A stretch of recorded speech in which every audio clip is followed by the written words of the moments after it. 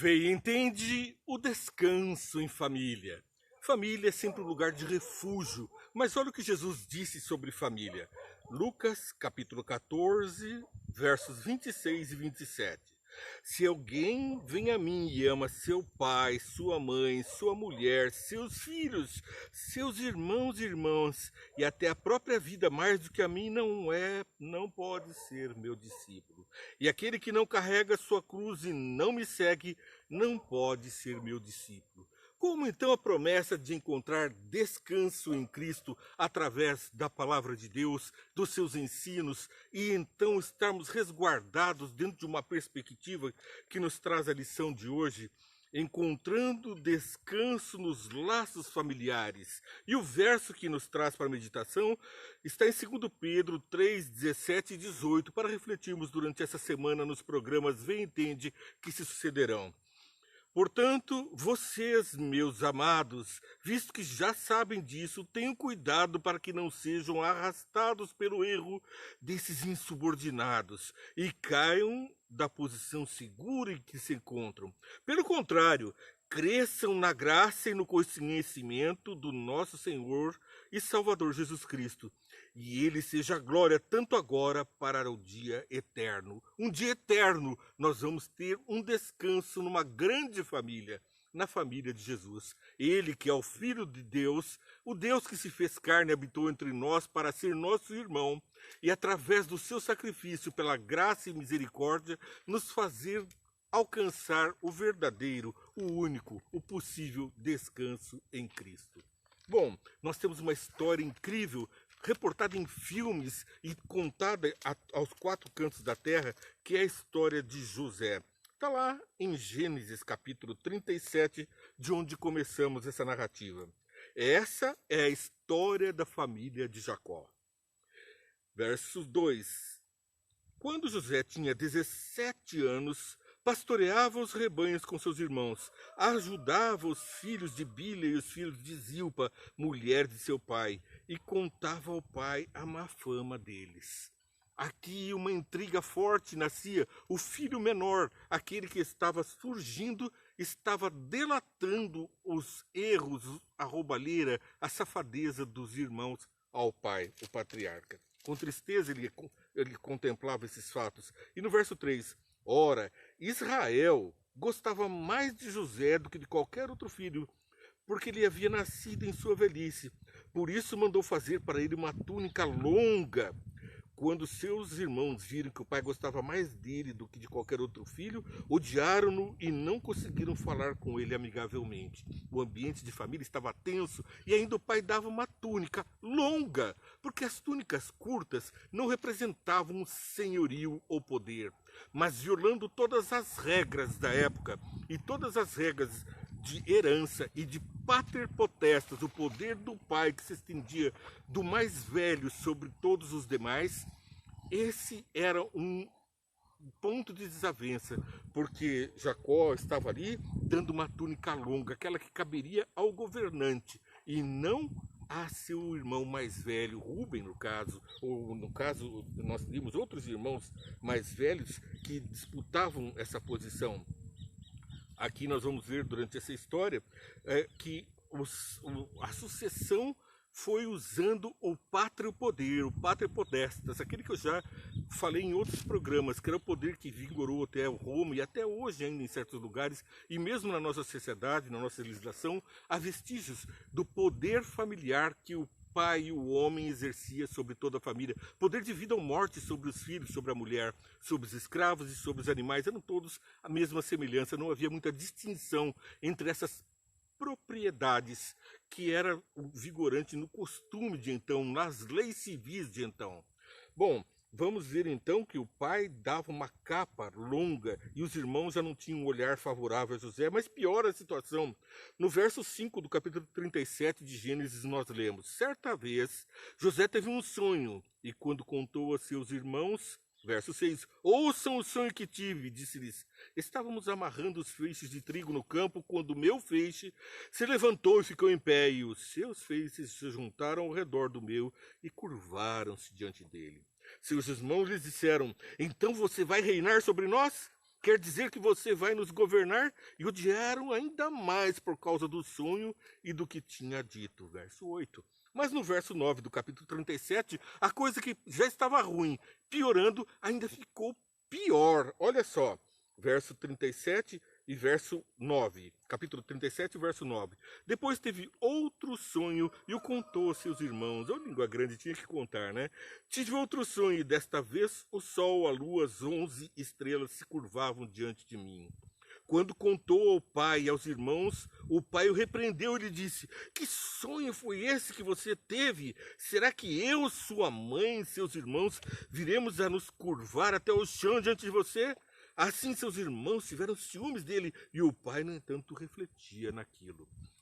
José não ficava calado por uma razão muito simples. Os sonhos vinham de Deus como uma pregação, uma preparação, uma advertência ao coração dos seus irmãos. Era, portanto, um sonho vindo de Deus e trazia uma mensagem toda especial, uma mensagem que se referiria inclusive ao próprio Cristo, pois José também foi um tipo de Cristo, assim como Davi, assim como Moisés, assim como Adão, são homens que representam Jesus em sua atuação pelo ser humano. Mas Jesus, é lógico, é o máximo, é ele que foi o antítipo, aquele que contrapôs aos tipos, aqueles que prefiguravam Jesus, o grande vértice, o grande personagem da história desse mundo, o Criador, o Redentor. Bom, a história vai continuando, então capítulo 19 até o verso 24. Lá vem aquele sonhador, diziam uns aos outros, é agora que vamos matá-lo e jogá-lo num desses poços, e diremos que um animal selvagem o devorou. Veremos então o que será dos seus sonhos. Quando Rubens ouviu isso, tentou livrá-los da mão deles, dizendo, não lhes tiremos a vida. E acrescentou, não derramem sangue, joguem-no naquele poço no deserto, mas não toquem nele. Rubem propôs isso com a intenção de livrá-lo e levá-lo de volta ao pai. A intenção era boa, mas a atitude foi frágil. Rubem estava no poder familiar. Era o filho mais velho, estava longe do pai, cuidando dos bens, dos rebanhos, junto ao deserto, e ali o pater potestas era dele. Mas ele prestigiava o cuidado do irmão, concordando, cedendo com os outros que queriam matá-lo, ele o coloca num poço, salva a vida. Por influência do Espírito Santo, é Jesus atuando no coração das pessoas e salvando a humanidade através de José, através de Jesus futuramente. Quando Rubem o viu, tentou livrá-lo. Bom, vamos para o verso 23 e 24. Chegando José, seus irmãos lhe arrancaram a túnica longa. Já depressa tomaram o objeto que estava ali causando toda aquela dissensão, todo aquele ciúmes, toda aquela panaceia, arrancaram-no e jogaram-no no poço que estava vazio e sem água.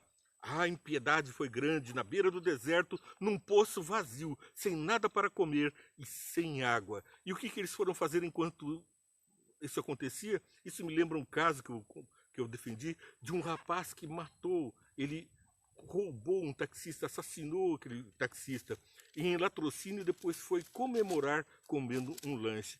Ele, depois de muito tempo, foi perceber a maldade que tinha cometido e veio a se converter. Mas naquele momento, tudo que importava para ele era o dinheiro, viu, metal. As vidas não significavam nada. Ao se assentarem para comer, viram de longe a caravana dos ismaelitas que vinha de Gileade. Seus camelos estavam carregados de especiarias. Então o que eles foram fazer depois que jogaram José num poço sem água e sem comida? Foram comer. E contemplando então a caravana com especiarias, bálsamo, mirra, que eles levavam para o Egito. A caravana estava trazendo os pertences da adoração a Deus, mirra, bálsamo, especiarias eram usadas também no templo para adoração. A Judá disse então aos seus irmãos, que ganharemos em matarmos o nosso irmão e escondermos o seu sangue? Vamos vendê-los aos ismaelitas. Não tocaremos nele, afinal é nosso irmão e o nosso próprio sangue. E seus irmãos concordaram. E veja que Rubens não estava por ali, porque quando os mercadores ismaelitas de Midian se aproximaram, seus irmãos tiraram José do poço e o venderam por 20 peças de prata aos ismaelitas que os levaram para o Egito. Isso não faz lembrar nada.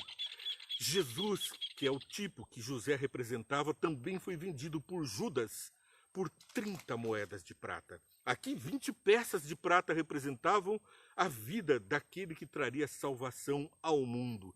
Mas por Judas, 30 moedas de prata representavam a vida daquele que trouxe salvação ao mundo, a mim e a você, e o descanso em Cristo. E continuamos aqui no nosso diálogo sobre o livro de Gênesis, capítulo 37, lá no verso 28, quando os ismaelitas venderam, então, por 20 peças. Quando Rubens voltou, verso 29, voltou ao poço e viu que José não estava lá, rasgou suas vestes e, voltando a seus irmãos, disse: o jovem não está lá, para onde irei agora? Então eles mataram um bode, mergulharam no sangue a túnica de José e o mandaram ao pai com esse recado: achamos isto, veja se é a túnica do teu filho. Por acaso não foi assim que aconteceu com Jesus? Não fizeram os malfeitores rasgar as túnicas do nosso Senhor Jesus, arrancar as suas túnicas e colocar entre eles por sorteio, e ensanguentaram o seu corpo e a sua veste, e Nepão, nós ficamos agora com a túnica de Cristo. Nós ficamos com ela porque é através dela que vamos encontrar a salvação. A túnica ensanguentada pelo sangue é a túnica de Jesus ensanguentada pelo sangue, pelo meu pecado, pelo seu pecado. E o que nós vamos fazer? Vamos ficar no poço, olhando Jesus à beira do poço e comendo e se fartando? Ou vamos nos consternar? Rubens rasgou as suas vestes. Já não havia mais o que fazer. Então, rasgou as suas vestes, vestiu-se de pano e de saco e chorou muitos dias. Foi o que aconteceu com o pai. Porque lá no verso 29, eles continuam com a mentira. O jovem não está lá para onde irem, mataram um bode e reconheceu, depois então no verso 32, e mandaram ao pai com esse recado: achamos isto, veja se é a túnica do seu filho. Ele a reconheceu e disse: é a túnica do meu filho. Um animal selvagem o devorou, José foi despedaçado. Então Jacó rasgou suas vestes, vestiu-se de pano e de saco e chorou muitos dias por seu filho. Bom, a história não termina aqui, pelo contrário, ela vai nos levar a um momento em que José está lá no Egito, foi colocado como um representante do Todo-Poderoso. Ele estava ali no lugar de Faraó para fazer então uma outra atitude, um outro ato de salvação. Agora, nós temos lá no verso capítulo 4, aliás, vou aqui a folha no... José encontra os seus irmãos. A fome pairou, porque estava ali então José advertindo sobre o sonho de Faraó. Os copeiro e o padeiro tinham dito na prisão a José. A história nós estamos encurtando. José foi preso porque foi acusado injustamente de assediar a mulher de Potifar, general de Faraó, para quem os midianitas haviam vendido José. E ele estava ali agora cuidando de todos os bens de Potifar, com a prosperidade que só Deus dá para cada um, com o descanso em Cristo para ele e para toda a casa de Potifar, menos para aquela mulher, aquela que tentava seduzir a José todos os dias, a esposa de Potifar. Certo dia, agarrando José, ele deixou a capa para escapulir dela, e ela então aproveitou-se de estar na posse da capa, e usando das leis antigas, as leis, ela gritou, porque a lei antiga dizia que se a mulher se calasse, então era culpada pelo adultério. Mas se ela gritasse, então ela estava livre da culpa, porque ela tentou se defender por suas forças. Na casa não havia ninguém, nenhum dos homens, mas com os gritos, os homens, os servos vieram. E Potifar, ao ouvir a história, diz a palavra de Deus, que ele irou-se contra José e o lançou no cárcere. Ali estavam também os presos do rei, tanto o copeiro como o padeiro. Alguma coisa terrível tinha acontecido no palácio. Por certo, alguém passou mal, uma tentativa de envenenamento. E ali os sonhos deles tiveram então interpretação. E dessa interpretação passaram-se anos e eles levaram a Faraó a possibilidade de ter o sonho das vacas magras e das vacas gordas, das espigas magras e das espigas gordas. As magras comiam sempre as gordas. E então José anuncia 7 anos de fartura no mundo, para serem sucedidos por 7 anos de fome. E agora acontece a tragédia, a fome no mundo, e agora os filhos, os irmãos estavam à mercê daquela situação. E agora, então, José diz a seus irmãos, ele encontra com eles, né?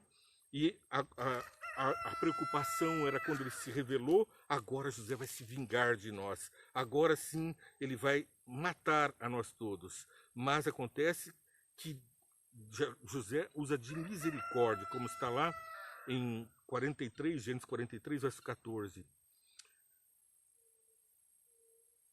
O Deus Todo-Poderoso lhes conceda misericórdia diante daquele homem, para que ele permita que o seu outro irmão, Benjamim, volte com vocês. Quanto a mim, se ficar sem filhos ficarei. A esperança de Jacó já estava extenuando. Mas, na verdade, então, no capítulo 48, verso 3, então disse Jacó a José, o Deus Todo-Poderoso apareceu-me em luz na terra de Canaã, e ali abençoou, dizendo, eu farei prolífero e multiplicarei, farei de você uma comunidade de povos e darei esta terra por propriedade perpétua a seus descendentes. Por quê?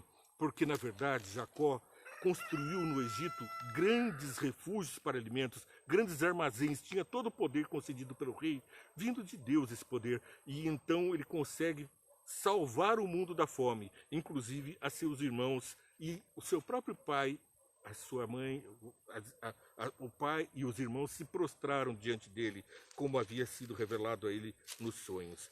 Vejam que José não usou da sua autoridade para o mal, pelo contrário, ele ofereceu o descanso em Cristo, um descanso numa família que estava completamente fora do controle, fora do seu contexto natural. Era uma família disfuncional, uma família que estava cheia de ódio, de inveja, de amargura, de ciúmes.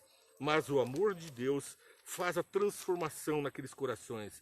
E José então interpreta o sonho do faraó e encontra depois a situação resolvida quando então ele revela a verdade. José revela a verdade e diz aos irmãos que a culpa não é deles, porque Deus mesmo tinha providenciado a salvação para aquela terra, a salvação da fome.